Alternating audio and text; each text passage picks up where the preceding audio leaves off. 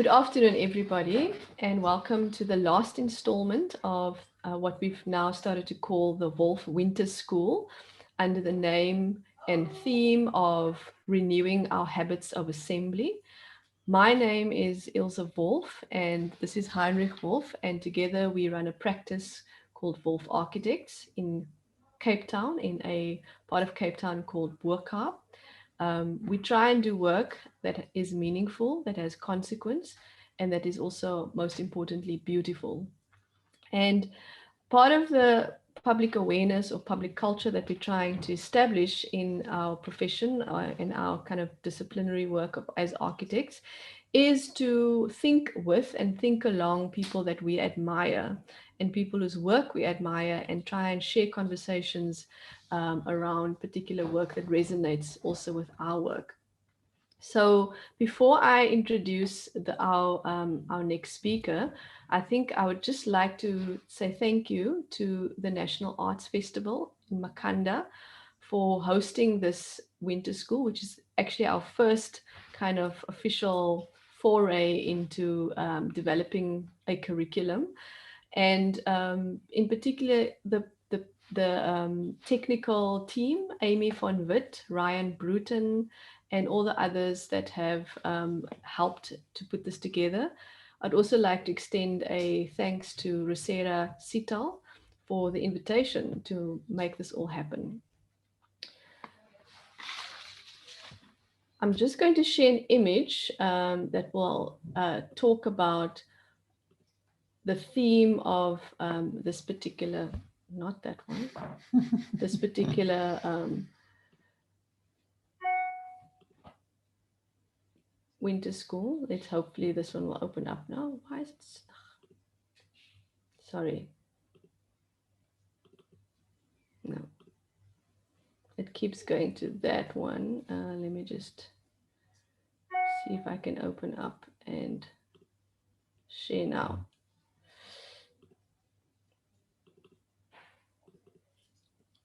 Go on the green button, top left. Okay. The image that you see on the screen is a photograph taken by Paul Grendon in 1991 of a woman called Katrina Majid. She's in the process of constructing a house called a Ronde Huis around things that she's already gathered and things that has already, marked her house in particular ways. So sorry to interrupt you, Ilse. We're not seeing that image. Oh, can you just share again? Sorry.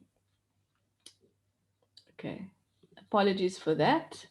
And are you seeing it now? Yes, thank you. Okay, let's start again. The image is of Katrina Majid, and it is taken by Paul Grendon in 1991. We were inspired by this image because it is a complete opposite way of thinking about making space and making architecture, where we were taught and trained to make architecture as an abstract notion that will later be filled with furniture, with program, with people after the building has been completed. In this case, we see Katrina Majid actually building around everything that she has been gathering throughout her life. And the question that we'd like to ask is, could this be a new way of assembling not just people, but assembling ideas, assembling space, making a kind of a new notion or a particular notion of architecture? The Winter School also borrows from the poet Fred Moten, who, and I'm actually going to quote his, his statement around this particular idea. He says, like I said, I think for me, that's what the poem is about, of what Manolo says. We have to renew our habits of assembly. We have to really practice getting together in that double sense of the word practice, It is a praxis. It's a thing that we engage in constantly. But we also have to keep trying to get better at it. We have to renew it. We have to regenerate it. Oh yeah, that's it. It's a renewal of our habits of assembly. I don't know. I feel like that should be pretty much our only object of study. So, this idea of habit and of assembly is quite important when one thinks of what Fred Moten is talking about, that practice is habitual, it's reoccurring, and it is something that is potentially meditative. Um, and I think with that in mind, I'd like to invite Vivien Sansour, who is leading or who will be leading the discussion along with us today. Vivien, hello, you're on mute. Ah, Okay, so again, let me just hi. introduce Vivien to the audience. Vivien Sansour is an artist, storyteller, researcher, and conservationist.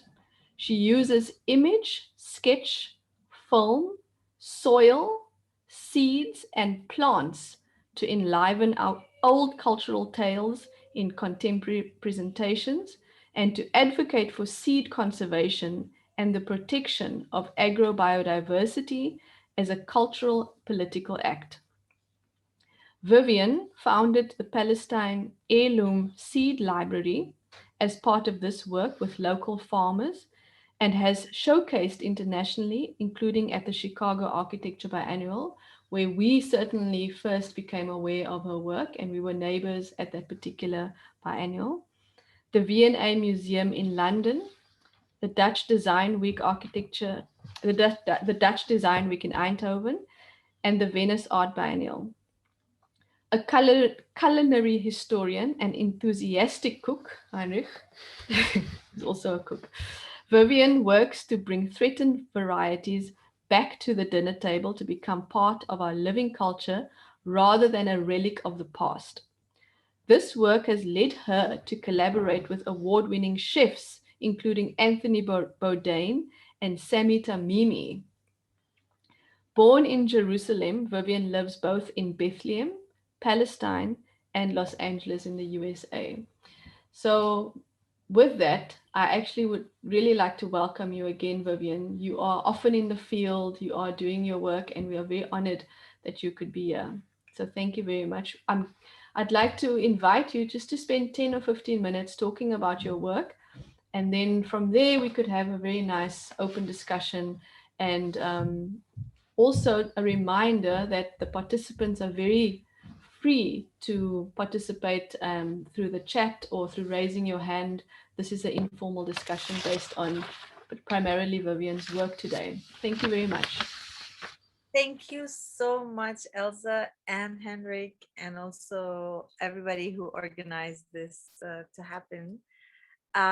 It's wonderful to also connect from our different geographies because it often feels that we are separated, not just by, we would see each other in conferences maybe sometimes, but or biennials or whatever, but and even before the pandemic, it feels like we've been very intentionally disconnected from each other and from learning about each other's struggles.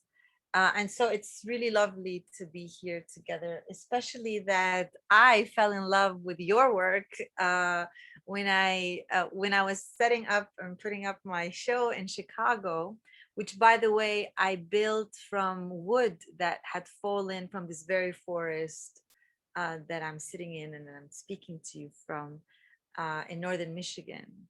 And it's funny, it's been 2 years and I have returned here. I just returned, and I feel held completely by the trees that hold so much of also what's already there. And we kind of, they built around also us.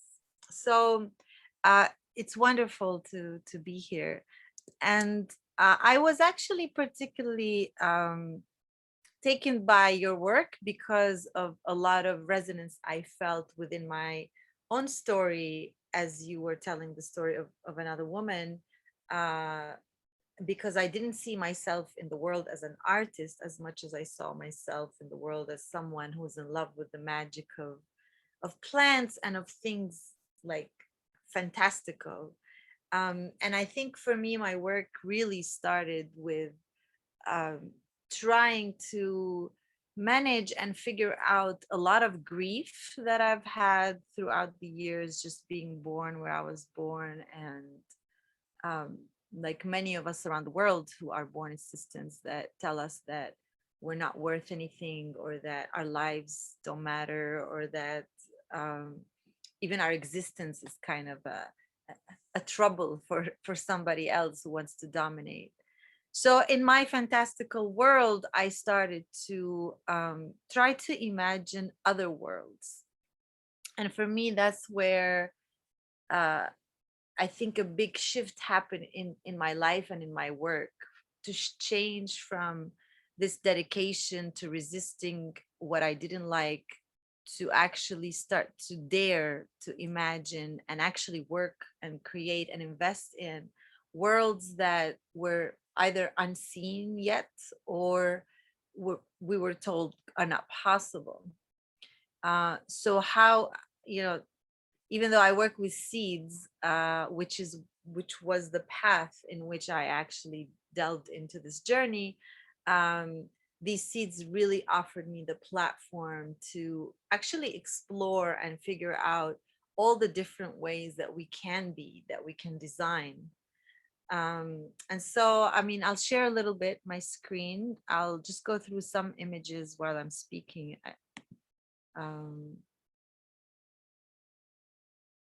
Oh, it was available just a few minutes ago. Sorry, 1 second.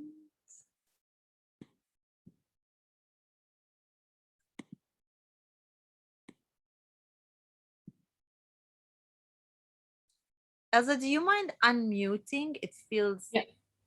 if Yeah, it's should okay. I do that? Do you want me to do that? Yeah, I can. Yeah, I it can. just feels Yeah. less Yeah. lonely. No, no, no, I definitely. can Like I feel, was it's so weird. I know it's Zoom, yeah, but I'm yeah, fascinated with physics, and yes, recently I'm learning about Einstein's critique of quantum physics. yes. But it's not. But he talks about this theory called spooky action at a distance, Yeah. which actually relates to our conversation, if I may delve on a little tangent here, because the spooky action at a distance, which I'm sure I don't explain very well, um, Einstein was referring to the fact that quantum physics hasn't been able to explain how one entity or particle somewhere very far away from the other that have ever that are entangled somehow, like this movement impacts this movement. And so Mm, when we're on Zoom, I'm often thinking about that. But sure. Sure.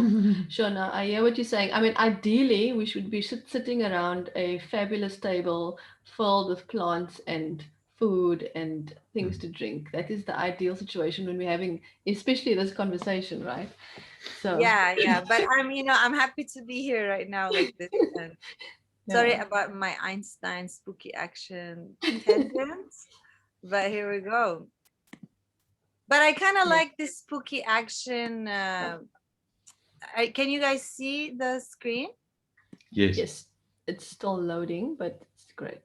Oh, it's funny. How do I still see the screen and see you? Because that happened earlier. Now it's not. So we Uh-oh. can see the screen. You can. It's Yeah. your setting on the top right. Oh, got it. Ask if you want a gallery view. Okay, Or I you just want want to a- at least see you. Okay, fantastic. Yeah. I'm not sure my computer why this is, but this was good enough, I think. Mm. But what I wanted to share was this, for example, this image in particular. Oh, go back. This is the story of Ahmed, who is from a refugee camp in Bethlehem. It's called the Haitian refugee camp. We have 3 refugee camps within Bethlehem alone, the city where I grew up. And these are people who are not refugees from another country. They are refugees that were forced out of their homes in 1948 and then in 1967 with the establishment of the state of Israel. Yeah. And they became refugees within also Palestinian cities. Um, and their homes are all, uh, you know, they're supposed to be temporary. Well, they first were in tents. And then obviously after, 60 some years, 70 years now, and some people started building. So we're talking about people who, even though the land is rented by the United Nations, Yes.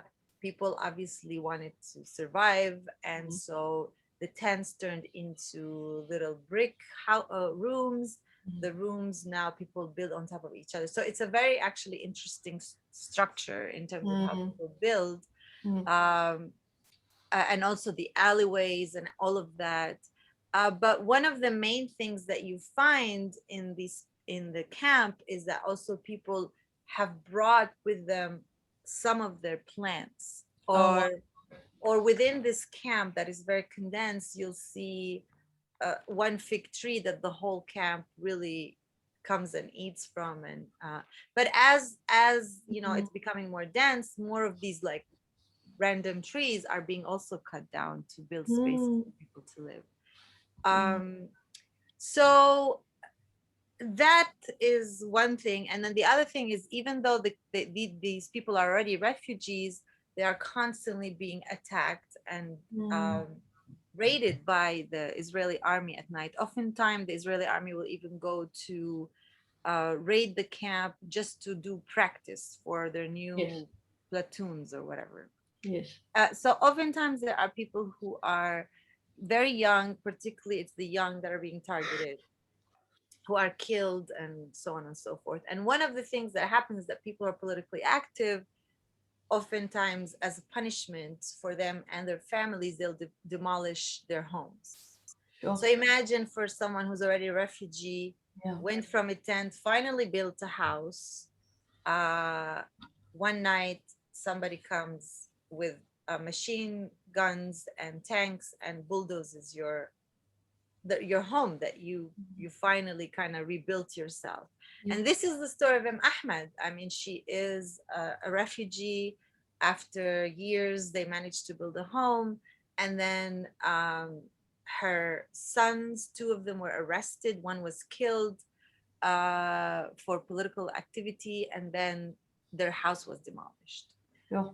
And so I went with a British lawyer actually who was helping Ahmed's family file a case against the state to say, you just bulldoze this person's house. This is against human rights.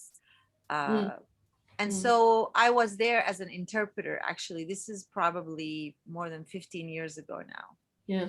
And Yeah. my job was just to kind of translate her account. And as she was sharing her harrowing story of Mm. what had happened to her and her family, we were actually sitting in the chicken coop Yes. because they no longer have a Yes. house. Yes. They moved to the chicken coop where they raised some chickens, which is now where she lives with her husband and her um, daughter-in-law and their and her grandchildren. Mm. And we were sitting outside the chicken coop around a fire, and she kept bringing these delicious spinach pies. I Yeah. mean, she's narrating this horrible account, and at the same Mm. time, she's literally, it was a little cold. We were drinking this hot tea she made with fresh Mm. mint Yes. and eating delicious spinach pies. Yes. And I was, bewildered, like, we are Mm. here to listen to the sad story, but we're also being nourished in such a big Sure. way. Sure. And so I said, Ahmed, where is all this coming from? Like, where are you getting this delicious, fresh tasting spinach? And so she took me around the chicken coop, and that's when I saw that on the ruins of her home, she had actually started a little garden. And Sure. that's how she was feeding her family and her guests delicious, fresh food. Mm.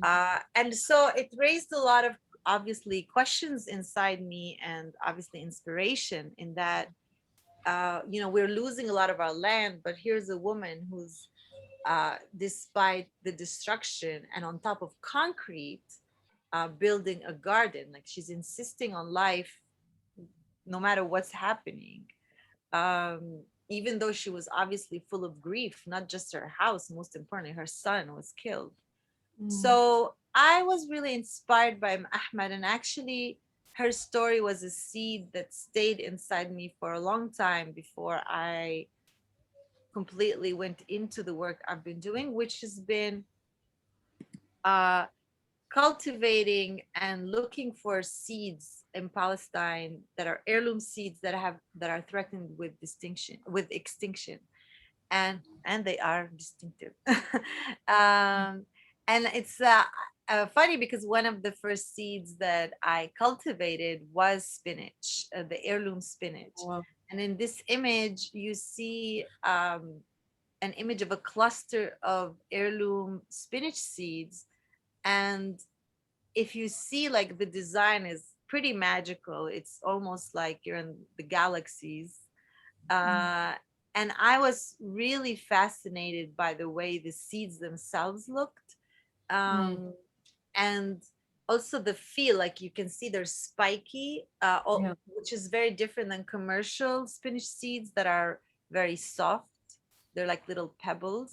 They're designed not to bother you, but Mm. obviously to harvest these, the heirloom ones, you kind of have to be a little Mm. tougher, you know. Mm. But it was also fascinating to see, like, another world lives inside these seeds, and how um, these seeds are actually not so random like here. You know, they are the product of design, and Yeah. it's the design that happened in this coevolution between human and nature, where human and nature, even in Arabic, are not two separate things. We're not, like, the word environment, for example, is a very new contemporary terminology that has entered the Arabic language, particularly in Palestine, because of, different nonprofits that come to do these, mostly from the West, saying to us Mm. how we should care for the environment after they Sure. destroyed our environment. Um, so I was really fascinated by this. I'm still fascinated by this. And I realized in this journey that actually we have had this incredible line of ancestors that were amazing designers, true Mm. artists who have actually applied a lot of science, which is observation, in order to develop for us the seeds and the crops that we have on our plate today. And the reason we have survived for millennia, basically, is because of their diligence and constant application of imagination. And Mm. so it came to me as a stark contrast with, modern agriculture, which actually is designed to eliminate the farmer, eliminate the imagination, and just create, boxes and structures that create monocrops, create one way of life, and how that applies on so many levels, like how erasing this diversity and this imagination is also erasing our possibility for survival, but it's also erasing our possibility for pleasure and enjoyment of all the things possible. So these are Mm. seeds of um, uh, a watermelon called Jaddui. And the Jaddui watermelon is a watermelon that I learned throughout my different work with different farmers in the north of Palestine, is a watermelon that grows with zero irrigation.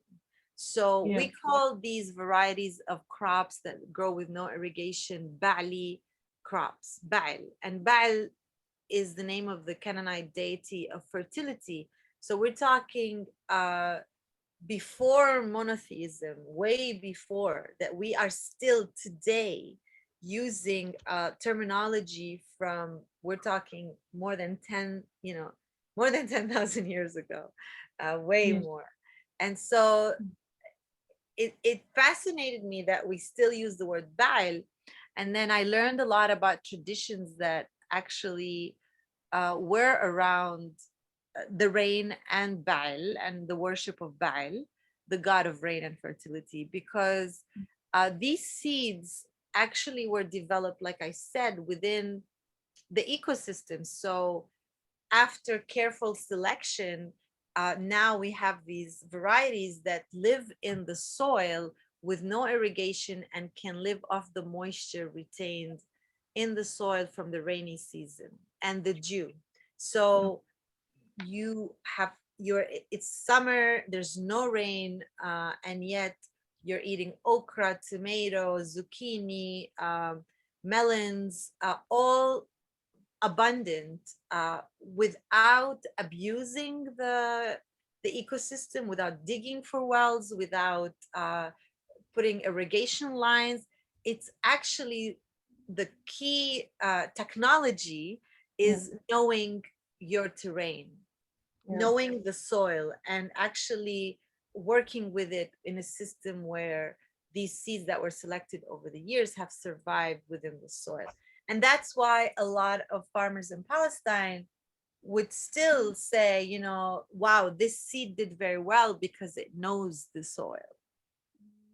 And so when we talk about space, um, you know, and soil and geographies, how, you know, we have to ask ourselves, how well do we really know something or someone, or, you know, and you don't know until you've spent a lot of time and you've actually listened. And so I've learned from farmers who are basically the guardians of these seeds that have been carried down over thousands of years, is that we have to shut up and listen in order to understand.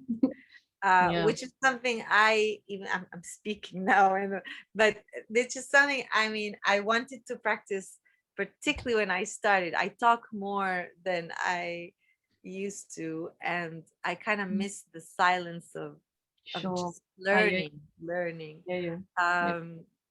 So this is actually a farmer from the Jordan Valley, and his last name is Jadui, which is the same last name, the same name as this watermelon.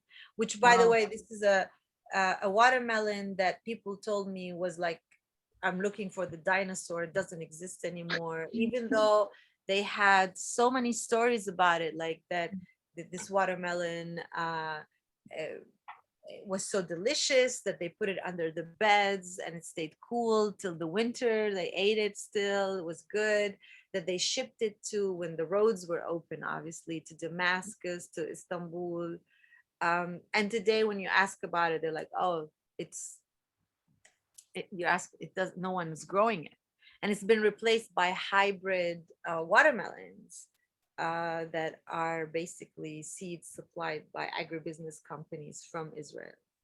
So also this brings the big question of dominance, you know, of political dominance, of how you actually force people slowly but surely, and sometimes not so slowly, to forget who they are. So when I talked to this lovely man whose name is Jadui, he didn't know that that's why his name is Jadui. So he was fascinated, even though he's a farmer, he's working, as you can see, in monocrop date farms. And so he is a generation already severed from the generations that actually knew these crop varieties.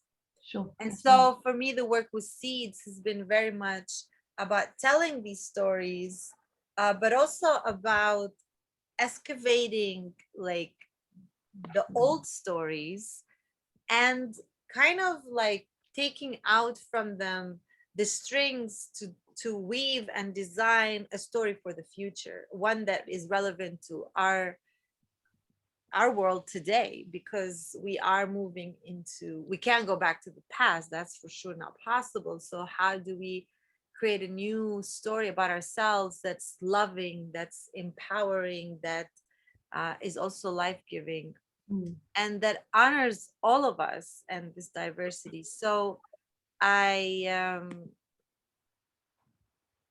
I think about this a lot in terms of also how in colonial context, uh, who you are is what is being taken away from you more than Ahmad's destroyed house.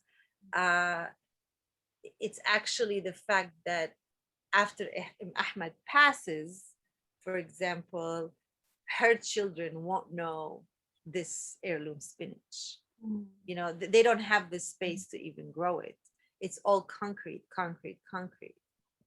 And the truth is, like, and so I found in little jars of old ladies seeds that actually told us a story about who we are. I mean, I was in a journey of actually learning about my own self, and figuring out who are we. Like, I mean, we look like something familiar, but I'm not, I'm not so sure.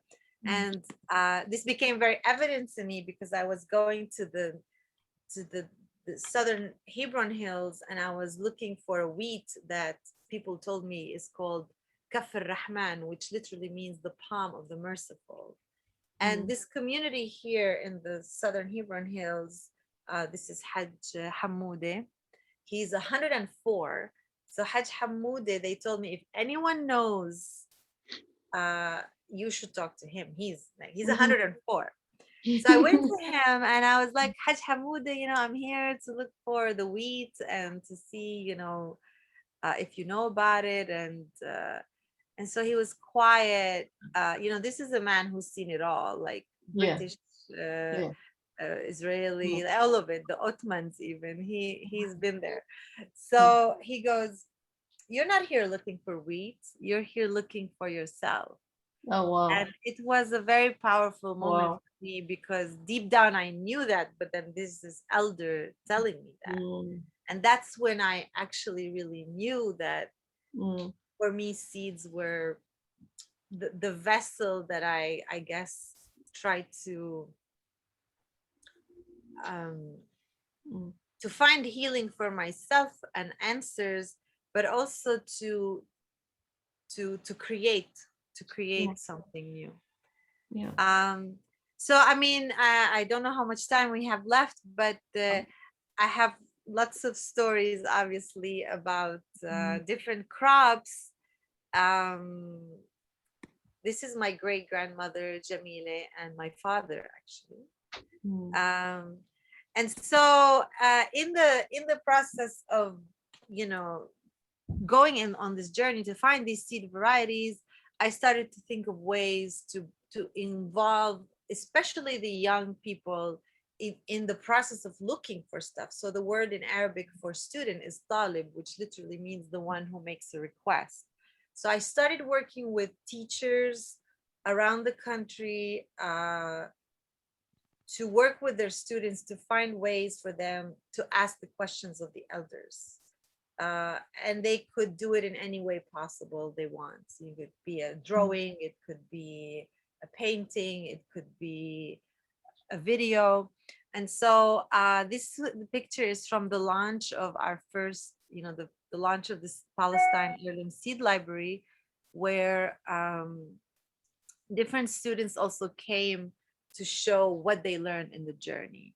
And even though there was a lot of resistance to, a lot of also even the teachers were like, well, we work with refugees and living in pure concrete or people in the city. How are they going to relate to this?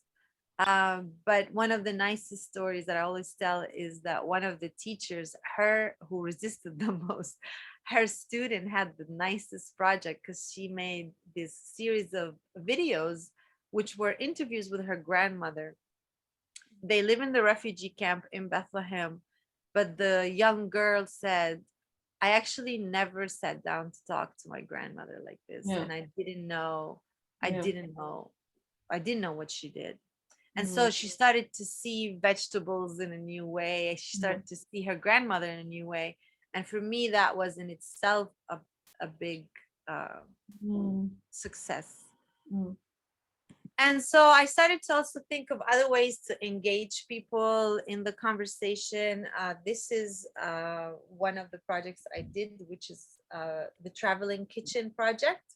And I wanted this kitchen that comes apart and fits in my car and that I can travel with, set it up as a catalyst structure where people come and ask questions like, what are you doing here? What is this structure? And so I mean, it's still ongoing, except now with the pandemic, a little less. But actually, in Chicago, as a part of the public program, I brought the this kitchen structure. Obviously, couldn't be in Chicago, but somehow it developed wings and it flew to Chicago metaphorically. And I actually gathered sumac from a village that was destroyed in 1967 in Palestine. And Yeah. today the village, the village was not only destroyed, but then it was planted over with all these pines that were non-native pines. And so when I went to the village, I kept trying to walk through the path of from the memory, from a map, from the memory of people who lived in the village. And I found 19 crop varieties that tell that this couldn't have been just a wild forest for hipsters to come. This used to be a vibrant agrarian society. And so I collected these sumac berries.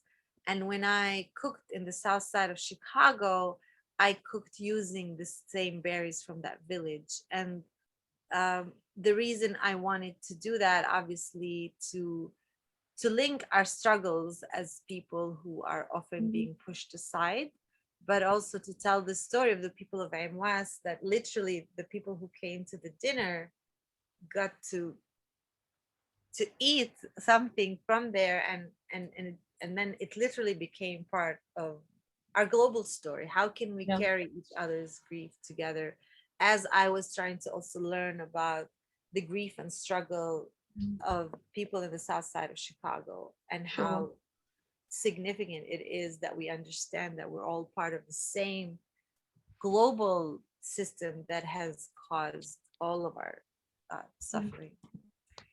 This is another project from different activity. This is a project called Home. It's in Bethlehem. It also involved the traveling kitchen in a bigger way, because in this one, I planted a whole plot of land with mluchiyeh, which is a jute mallow. It's actually a crop that was domesticated in Palestine, originally from Africa, and but it's a staple food now in Palestine. And in this very area, a young kid, 12 years old, was shot by the Israeli army as he was coming back from school. And so when I was trying to create something in this space, I talked to his mother, and she had told me that when he came back from school, she found a bag when he was shot, and they found his body. They found also a bag of chips in his pocket because he was hungry. He was going home for lunch after school. And so I wanted to create, I started to think a lot about the sense of home, how home actually is not just, it's not a structure, but it's also how nobody feels safe at home, because that sense of safety, not just for children, but also for us as adults, nobody feels really safe and at home, which is what you're supposed to feel. And so I wanted to, in a way, like to rebel against this violation of taking away that sense of warmth, to make this stew in this space. So, and to make the stew, you also have to de-leaf the stems. It's a long process. In the supermarkets now, you can get them already de-leafed, but I wanted us to harvest them together, to sit together and do what we always did in spaces and in courtyards in Palestine, which is tell stories to each other and connect. No cell phones, no, just we're reclaiming our time that is often taken away from us, whether we are being forced to sit at a checkpoint for hours, or whatever it is, or stay in prison, or be under curfew. How do we reclaim time? And so we just spend all day harvesting and cooking, and also creating the stew that declares a sense of warmth and home. I mean, there's a lot more to it, but for the sake of time, this is generally what it is. But the key is, again, this is a food crop that ends up being a catalyst to change the space, but also to work to design a new way. Like, we can still do that, maybe in a way that is different than the way our grandmothers did it, but how can we do it in a way that works for us today? Thanks, brilliant. Yeah, sorry. Go ahead. This is an important slide. This is an important slide. Okay. I don't, I mean, this is a slide actually of me in California, and I was on my way to the airport, and I saw this field that had mallow, which is something that we as Palestinians forage and eat, and I think many cultures do as well. And I just but in California it's considered weeds, and they come with the machine, and they mow it down usually. So actually, particularly in this day, I was quickly trying to harvest them while the mowers were coming. But it's just, for me, this is an important story to talk about how bizarre it is that the simple act of collecting your food oftentimes is a life-threatening activity. As you can see in this picture, this man in Palestine, that's exactly what he is harvesting in the wild and foraging.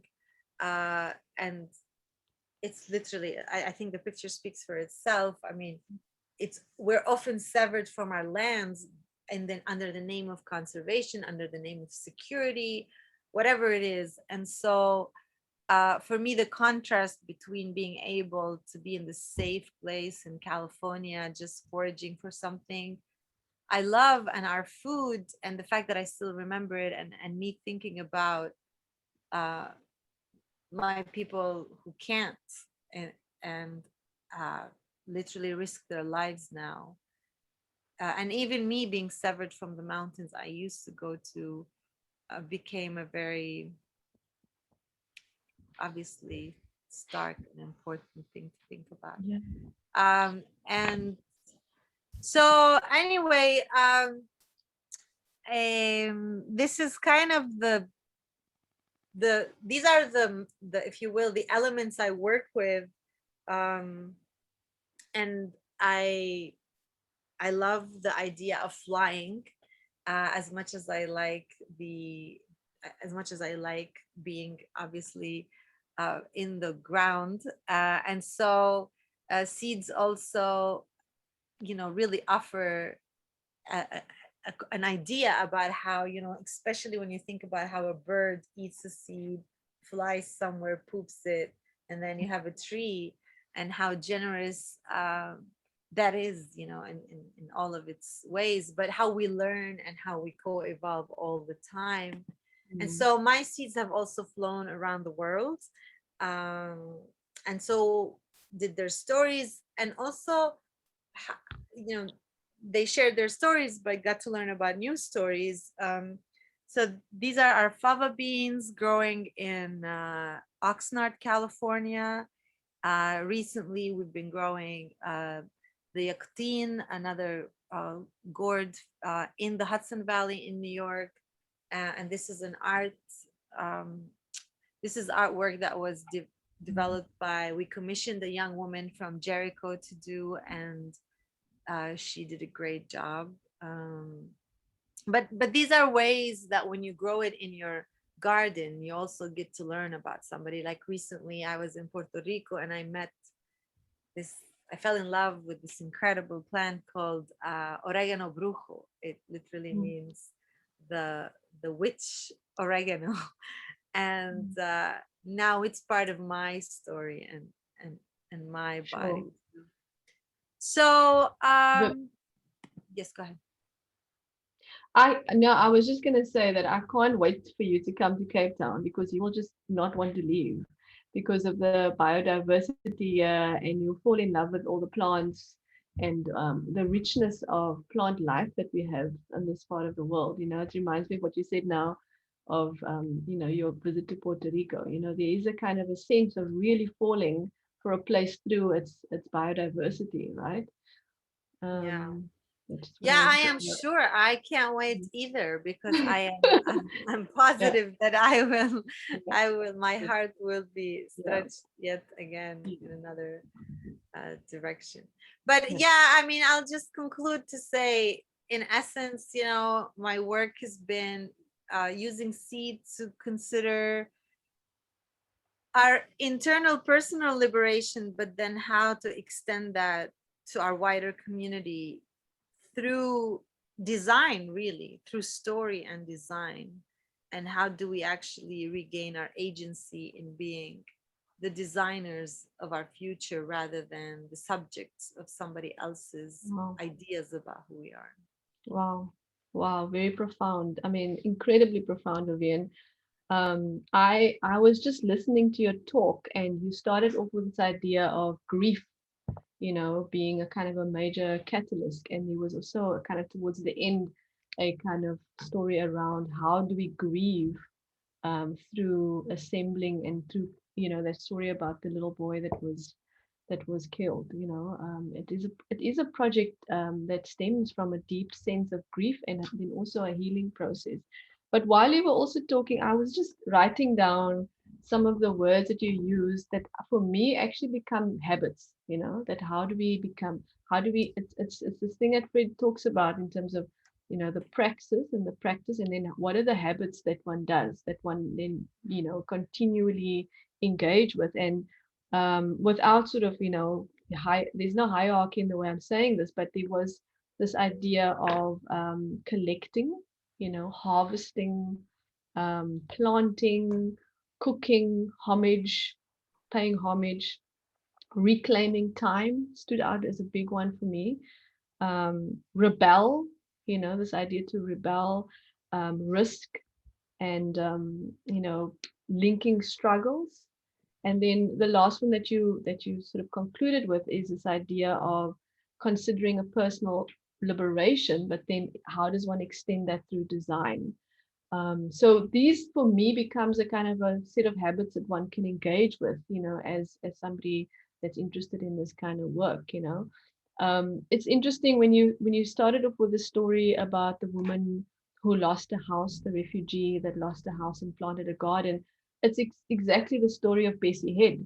She was a refugee herself. She left South Africa, the writer, and she was able to build a house in her new environment, Serowe in Botswana. And the story is of contrast. So while she was making this house and this garden, this communal garden with other people, South Africa was going through the most violent phases of our destruction of people's homes. And for me, the contrast of somebody, making something as beautiful as she can is what she quoted in the midst of so much evil destruction of people's creations and things is a very potent way of thinking about design. This idea of contrast. So I don't know. I think that's for me these kind of key tenets of habits and key moments that one can begin to think through when we engage with your work, which is so abundant. It's also another word that came up when I was looking and we were talking about your work. It's just abundance, that there's just so much despite this continual moments of destruction the whole time. There's this excavation of stories and there's so abundance of all these kinds of things. So that's what struck me when I was listening to you and when I always continuing to look at your work. Heinrich, do you have a The other question? thing that fascinates me, I mean, we're talking about this thing of assembly. Now you can imagine there's 2 parts that we're fascinated by. Is one is people assembling, and that sense of assembly, and the other one is assembly in construction. But what you're doing is assembling seed, is collecting. And as a habit of assembly, it's very interesting because, it is not like constructing. You are storing in order for it to self-generate.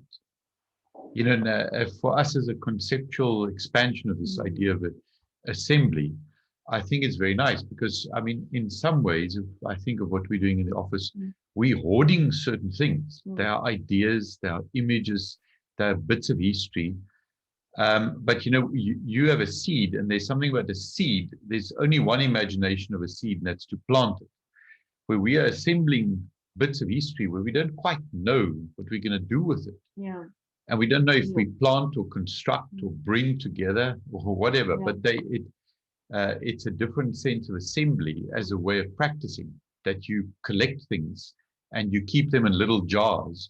You might keep them for somebody else who knows what to do with it, because you don't even know what to do with it. But if I just keep it, if I just assemble, it is useful as a practice of restoration and redress. Well, actually, yeah, thanks for bringing this up, because I think about it a lot in that, yeah, I am not, people think of me as, oh, this great farmer. I am nothing compared to the farmers I know. I'm a I'm a sweet little gardener, but I work a Yeah. lot with farms. I've created farms. And the truth is, you're absolutely right. I may not be the right person who knows exactly what to do with the contents of this jar, and I'm aware of that. But what I do know is 2 things. One is that, it's none of my business what happens in the future, in that, um, for me, I don't collect them to keep them. It's not like Museum. it's not like a seed bank where we have refrigerators and the freezer. The idea for me is, and what I like about the interaction that happens in the seed library itself, and often the seed library is me going to a farmer, or the farmer coming to the structure where we are to get seeds, is that actually the design, we are continuing in the tradition of co-design with nature, because as climate change is becoming more evident to people, it is evident to farmers. They may not have the scientific language around it, but a farmer could tell you the valley's thirsty, and in order for us to have food, well, we need these seeds to continue to be um, in the soil, in order for them to figure out how are we going to co-evolve. Because one of the, I think, the dangers of thinking that we need to just store the seeds in a jar in a freezer somewhere in whatever Norway, is that, well, okay, let's say in whatever 30-50 years, you know we those seeds still there, you put them in the soil has changed, everything has changed. How are they, it's like throwing a baby in a new environment and they don't know what to do. So we have to co-evolve and co-design. So yeah, I mean, it is in a way also engaging everybody in the process of design, whether everybody is participant, including the seed itself, including the farmer, including everybody is a designer actually in this process. And then maybe I can ask you a question around that, Vivien, because I mean, I personally agree with you completely, and I want to practice in a way that one doesn't fixate on one method or one habit, because sometimes what happens is I actually definitely thought that you were a trained architect. I don't know where I got that idea from, but for me, it's not important also, and I think, what do you think about this idea of these very discrete disciplinary boundaries that people put themselves in? For instance, landscape architects, heritage consultants, architects, designers, but then design is also quite a broad term for furniture design, or stage design, or artistic director. These are all terms that specialize habits, actually. And I wonder to you, what do you think about that? I mean, it obviously looks like you refuse those categories, but how can you, how can we, how can we actually, be, I mean, where does this come from? Where do these disciplinary boundaries come from? What is your thoughts on that? Yeah, actually, this is a question I've kind of put to rest in my own mind, but I live in the dominant world that is constantly trying to force me to say, well, what are you? How do we introduce you, for example? Yeah. And I actually don't have an answer. It's not like Yeah. I have an answer. So when people start to call me artist, eventually I started to like it, because I thought, okay, what is an artist? Hopefully it's someone who applies their imagination. Yes. And if that's the case, okay, because in the beginning I rejected it, because I thought, I had this traditional idea of an artist with a specific kind of training or whatever, and I'm like, this is not right. You can't call me an artist. But then I think of farmers. Well, they're artists as far as I'm concerned. I mean, heck, they had to always make very creative choices. So for me, like, there are things, for example, like being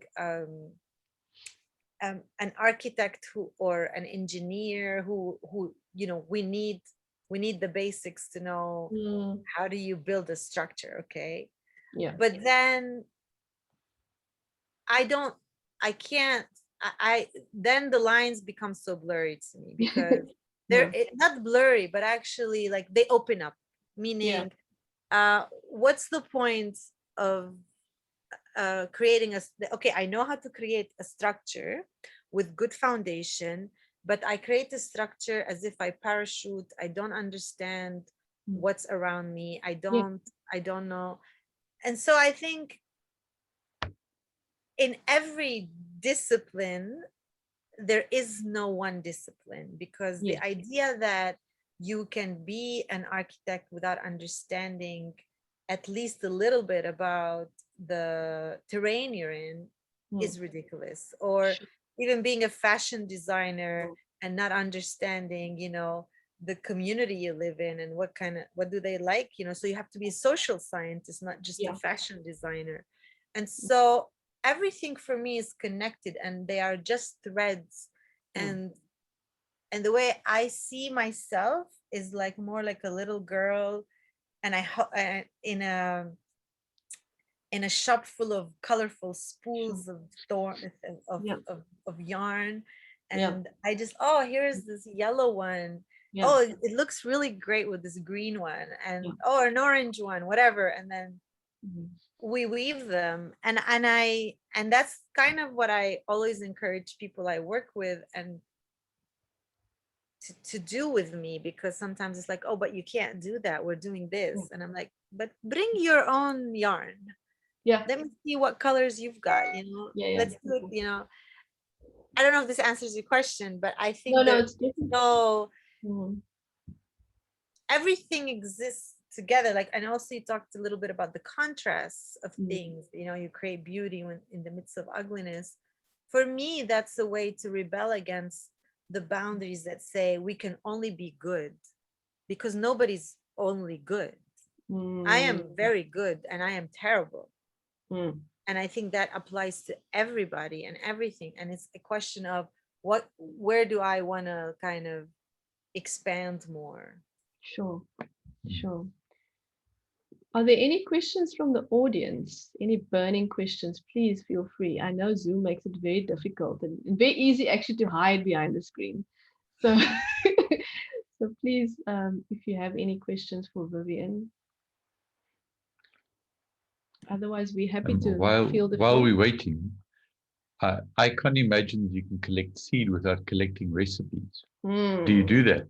I am terrible at following instructions. Yeah. Yeah. And yeah, and so I try, but I fail every time because but I am working on it now because they're all in my head. So I follow my mother's often or anybody else's recipes, and then I make it, and then I start to make it whatever way then later Yeah. from memory, but it's actually not written down. But Mm. the good news is I'm actually participating in a biennial in Bologna in Yeah. Italy soon, and I'm creating a big book with which has stories from the traveling kitchen journey and recipes. And my colleague is going to actually write down the recipes because he's like, I need the recipes. So Yeah. I'm gonna talk about the dishes, and then he's gonna actually write the recipes, hopefully. Yeah, but, Fabulous. but there's something about a recipe that's Mm. part of the ecology of food, is that Mm. it's a secret key, because sometimes It is. if you haven't used a grain for 100 years or Yeah. 200 years, people don't know how to use it. And maybe you use it like another grain, it tastes like nothing. But if Yeah. you know the recipe is the secret key to know what to do. And people say, well, this one you should never boil. You should do, this should be fried before Absolutely. you boil. Yeah. Yeah. And then you understand what it is. And then you understand why it was popular or what was the attraction in it. It's a very valuable dimension of understanding that collection. Because the thing about collections is that they are mysterious in a way. A whole lot of seeds. If you don't write on the jar what's the seed, you make it more mysterious. So you write on the jar, you have a recipe, you have all of those things, and it enhances the potential of what's being collected and assembled. Absolutely. And that is something that I would love to do. I also know my personal limitations in Yeah. terms of Yes. like how I'm not good at writing recipes, which is why I'm collaborating with this colleague because he likes to write recipes. He doesn't have a Yes. so also Henrik, you're hired if you like to come and it seems like you would do a good Got the job. job. Yeah. Nice. Yeah, but it's so true what you're saying because like I love what we call karkade, which is the sorrel flower. Yeah. It's a red flower.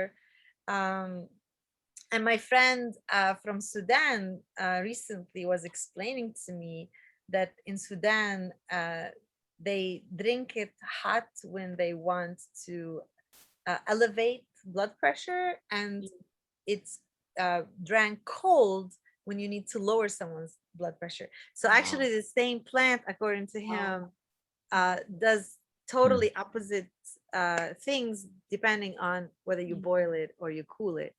And that was for me was like, yeah, this to emphasize your point, Henry. It's like it's true. Like we really need to know also like what does this do? You know, what does boiling do versus cooling versus, and these are I think major important uh, um, questions and information that we need to have. And I'm just saying that I haven't been good at documenting. It's all in my head. So the stuff I know, of course, not everything. And so I am really eager to have, hopefully when things also set like open up more, maybe someone who would just write all of this down, like maybe go to the places where we cooked and stuff and actually sit down and write it, which is ultimately what I'd love to do. But Yeah. So we've come to the end of this amazing talk. But I think the major takeaway from this discussion is that one really needs to understand the actual soil. It's not even about context. It's about the soil, right? It's about the actual embedding yourself in the local knowledge, the local traditions, the local thinking, and really allowing that knowledge to nourish the practice, and not to sort of just extract and then produce somewhere else or produce something else. But how does one begin to nourish your own thinking, nourish your habits, participate in the local tradition? And it is the reason why you are part of this conversation, because it makes sense for us as well. and it pays homage to the image that I showed in the beginning, where one actually builds structures around the local knowledge, systems, because it's much more substantial actually than what you will be building or what you're imagining. Yeah. So thank you for offering your time. Thank Um, you so you much. are the last participant in our first winter school Oh my ever. God, I'm honored. And the ambition and the aspiration is to have this in a real space, real conversations, and extend it. So that's the ambition, and it's Hopefully soon. yeah. Thank you very much. I mean, one of the things I must say, you really made me understand is, I mean, we deal with building materials and we like things that's absolutely dead, and they stay dead and in that dead state for 100 years. It's like metal, stone. We love it because it's permanent. But, your notion of co-evolving that talks about, I mean, I'm talking now conceptually beyond the recipes and the practical thing. There's something about the concept of co-evolving is that you've got to keep it alive in order for it to live. It sounds very weird, but a seed is a very, very important conceptual thing that you've got to keep it alive. You've got to keep putting it in the ground so that you could live with it. But this idea of co-evolving, so it's not just having it, but it's that it evolves. And this idea that, for us as new habits of assembly, there's this thing that we got to collect. So we collect like Vivien's collecting seeds, but this thing of co-evolving with it. And so I'm intrigued by saying you're not collecting the recipes, because we must acknowledge our own shortcomings, but sometimes we must also acknowledge what is part of the ecology of the task. So you say, I'm doing this, but I really need somebody else to do this. I need to find a collaborator to do this, because that's part of the ecology. I cannot, in a way, I want to challenge you. Say, well, I think it's really, really brilliant that you do the one part, but it's like, I imagine that there are other parts that one must find collaborators with in order to make this ecology, to complete the circle, And I think for us who collecting and assembling other fragments of histories, of history of land, of forced removals, of anti-Black actions in our city and so on, is that what do? You can collect that seed, but if you don't co-evolve with it, it's like putting it in a jar and having no name and having no recipe. It's like, what is it? It's a tragic fragment in a way. And I thank you for bringing that insight to us. Thank you. This is also very inspirational to me, actually, and helps me be more provocative with my own work and to refine it more, which is essentially what co-evolution is. It's like, whoa, I need to adjust. When we're children, we go through trauma, and we also co-evolve with whatever's around. Like, you're thirsty, you're hungry, you're abandoned, whatever, you're scared, and you don't always have what you need, so you evolve and co-evolve. And I think I'll just end by saying, for me, there are always the possibilities to co-evolve in a harmful way. And the deeper question really for all of us becomes, to me, is how do I co-evolve in a more loving and harmonious way? And it's not always an easy answer or an easy possibility to see. Sure. Thank you. We'll end there on that very profound thought. And I just want to thank again for your participation. Thank you to the National Arts Festival for facilitating. And thank you for everybody who pulled through. Thank you. Thank you. Thank you. Bye-bye. Bye-bye. Cheers. Bye-bye, everyone.